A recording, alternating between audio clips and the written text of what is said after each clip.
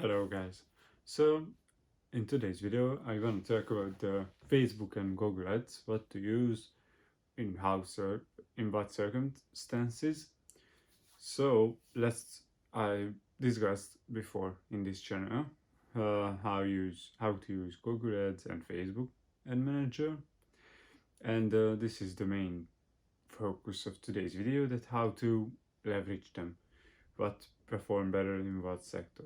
So usually I would say, but that's a pretty um, big estimate, that Facebook and Instagram ads will perform better at the B2C sector. So usually that's happened when you have a product, for example, a bike seat. I just said something. So you have a bike seat, and you can market that at Facebook and at Instagram. So you have impulse buys and purchases, as well as someone who is looking for that. And by Google, you usually don't have impulse buys and purchases. So I think Google is more like a higher ticket market. So you can sell everything, but usually that the people that buy in Google, so they search for it, and of course they are willing to buy the product. But in Facebook and Instagram, usually you are going for an impulse buy. If you are not branding, of course, you are going for an impulse buy, which is you sell someone something that's maybe they are not looking for, but they are just want to get one because they saw and want to try it or something like that. So usually Facebook and Instagram ads were better on products.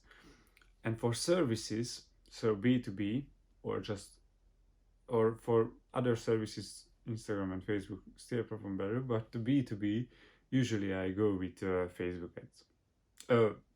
Google ads, because you have to target people that are looking for your product. And as I said before, Google is more like a a platform where you are looking for that thing, and not just an impulse buy, or not just spark the light in your brain about that product. So yeah, this is why. And they are more willing to buy that product because they are looking for it. And of course, services and B2B services are usually bit expensive, a lot expensive than a product. So while a product is, for example, $50, the service is 500. So yeah, so I think that's not as cold audience as in Facebook, but I use Facebook and Instagram ads for services too, because you can drive pretty good traffic from them. Sometimes leads too, but for example, in my business, it's not the easiest to target Facebook and Instagram users that are business owners and want to market your business or advertise their business. It's not the easiest, but of course you can do it. But I think I will, and I usually do, to spend more money on Google Ads if it's a B2B service, and less on Facebook ads. But Facebook ads is good for returning customers, or how I can say. So it's good for people to, go to your IG, see what's your stuff, and all that kind of branding stuff. And yeah, it's more like branding in Facebook and Instagram. However, if you have a product, and you can go two ways. So of course the branding way, when you want to brand it, or the e-commerce way when you want impulse buys from cold traffic or retargeting.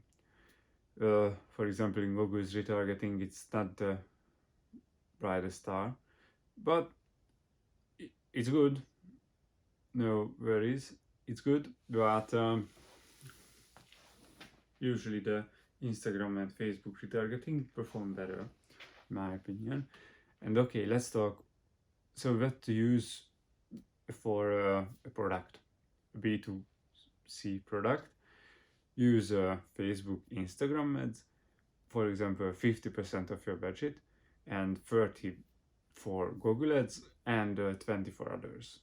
So that's mean like LinkedIn, or it's about from your product. So I can't really tell what is a golden number, but usually if you have a B2C product, usually you have to go harder on Facebook and Instagram ads to perform better and reach more cold traffic. Um, yeah, and Facebook and Instagram ads are really good right now. Maybe if you are doing, if the iOS 14 will come out, maybe the Facebook and Instagram ads will perform not that good. So I think you have to go with an influencer marketing if you want to reach people on their social media, because if the iOS software will fuck up all the Facebook and Instagram ads, then you will be in a big problem, because the mobile phones are half of them pretty much is Apple. So the iOS update will come up and you lost half of your traffic and half of your audience. So yeah, that's not that good. Actually, you're not lost, but the targeting won't be that good. So won't be that narrow, that laser focused targeting. And for Google Ads, just use the keywords that you are think relevant. Google will suggest you a few, but never take it. So at least not all. So when Google suggests you, take a look at what keyword they suggest, because when Google suggests me keywords, usually from 50 there is 5 or 6 that's good for me, and 46 is shit. So okay, to sum up everything, for B2C, first use Facebook and Instagram and then test there, and Google just half of the Facebook and Instagram ads.